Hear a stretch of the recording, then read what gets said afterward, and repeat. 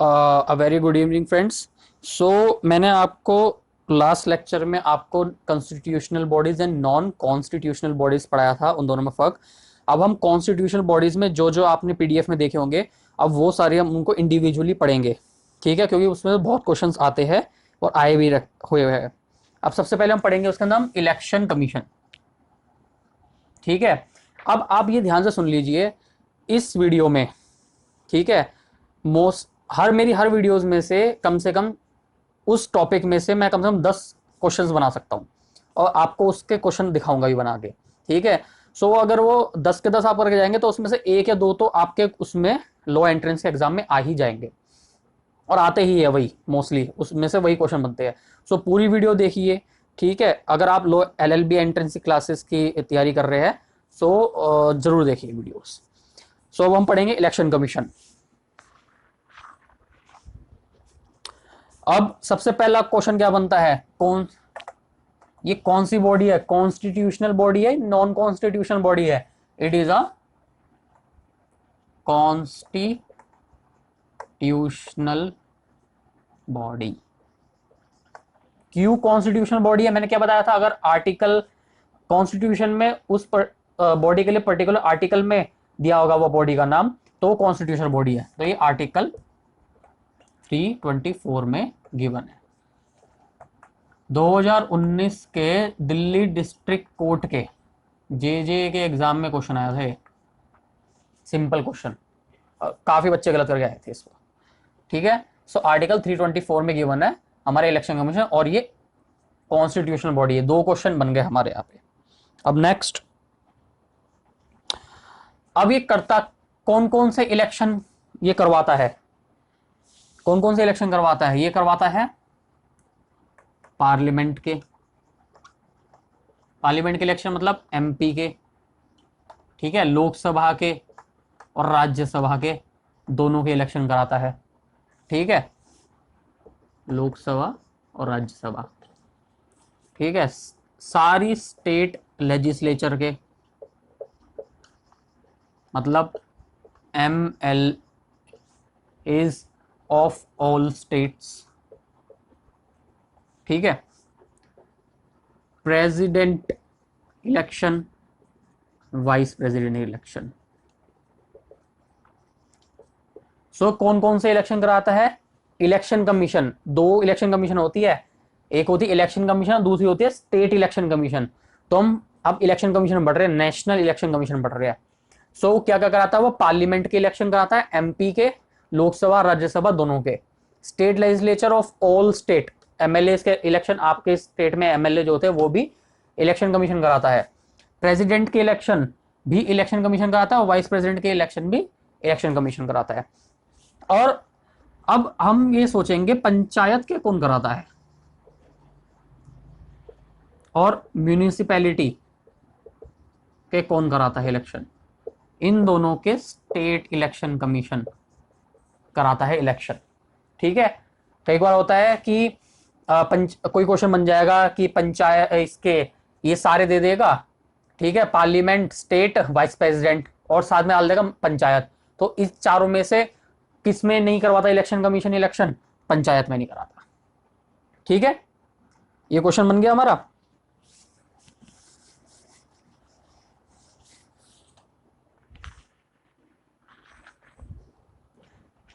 अब next question बनता है हमारा,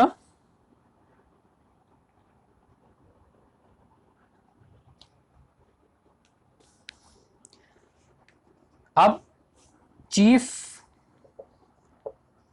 इलेक्शन कमिश्नर है हमारे 1। ठीक है, और अदर इलेक्शन कमिश्नर कितने हमारे? 2। तो 1 + 2। जैसे हम सुप्रीम कोर्ट के जजेस काउंट करते हैं 33 + 1, वैसे जैसे 1 chief justice of India and 33 other जजेस, वैसे 1 election commissioner and 2 other election commissioner. ठीक है, एक चीफ इलेक्शन कमिश्नर है और 2 अदर इलेक्शन कमिश्नर है। ठीक है, एक ही क्वेश्चन बन गया। अब नेक्स्ट क्वेश्चन क्या है? अब सीईसी, चीफ इलेक्शन कमिश्नर कौन है प्रेजेंटली हमारे? श्री सुनील अरोड़ा जी। ठीक है, अब मैं इस पे हैशटैग लगा देता हूं। क्यों हैशटैग लगाया? क्योंकि ये चेंज होते रहते हैं। एग्जाम से पहले ये जरूर चेक करना है कि सीईसी कौन है। ठीक है। अब नेक्स्ट क्वेश्चन क्या बनता है? अब इनका टेन्योर कितना है, मतलब कितने साल बाद ये रिटायर करते हैं? 6 years और 65 years ऑफ एज। ठीक है।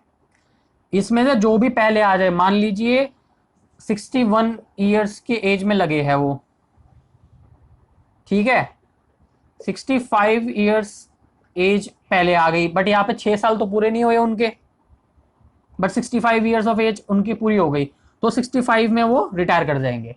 अब मान लीजिए कोई बन गए 58 के बन गए, ठीक है, तो 6 साल करके वो 64 पे रिटायर होंगे।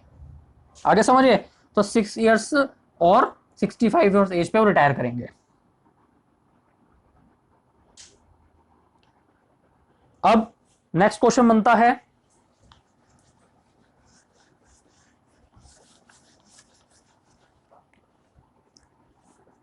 हु अपॉइंट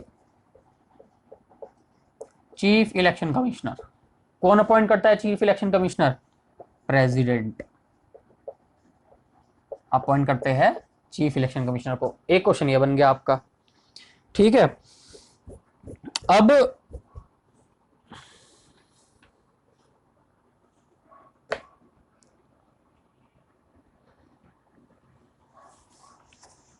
अभी हमने पढ़ लिया इनकी पावर्स क्या है, क्या क्या इनके फंक्शंस है, हमने पढ़ लिए। हमने ये भी पढ़ लिया पॉइंट कैसे होते हैं। ठीक है। अब इनका रिमूवल, अब इनको रिमूव कौन करेगा? चीफ इलेक्शन कमिश्नर को।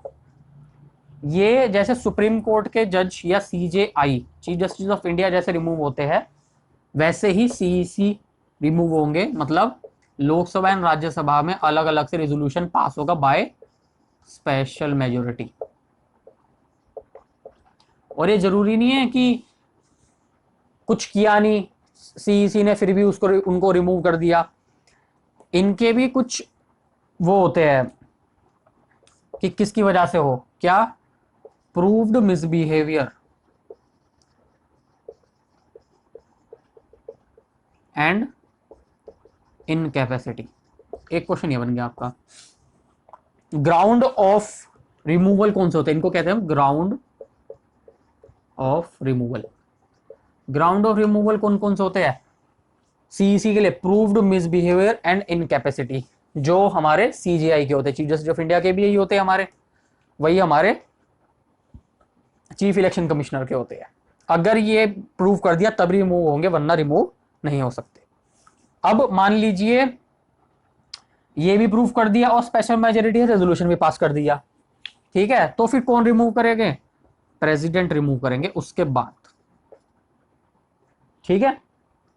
ये सब होने के बाद प्रेसिडेंट आएंगे, वो थप्पा लगाएंगे, हाँ जी आपको रिमूव कर दिया गया है। अब रिमूवल भी पढ़ लिया हमने इनका।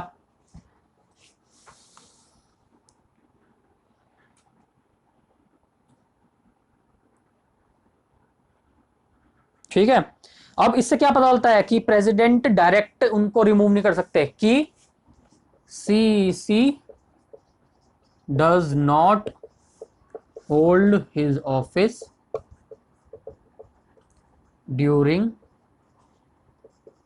Pleasure of president. इसका मतलब क्या है? इस लाइन का मतलब यह है कि प्रेसिडेंट का जब मन चाहे तब रिमूव नहीं कर सकता सीईसी को। ठीक है।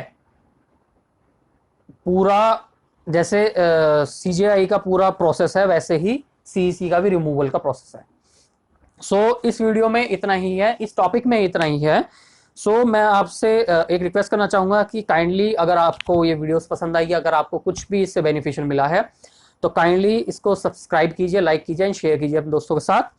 एंड मैंने एक तरह से एक मतलब न्यू चैनल है मेरा, तो मुझे 1000 सब्सक्राइबर जल्दी करने हैं, तो प्लीज़ प्लीज़ प्लीज़ जल्दी इसके 1000 सब्सक्राइबर्स जल्दी करा दीजिए। एंड आप क्या कर सकते हैं मुझे सपोर्ट करने के लिए? मैं अपनी नॉलेज आपके साथ शेयर कर रहा हूं।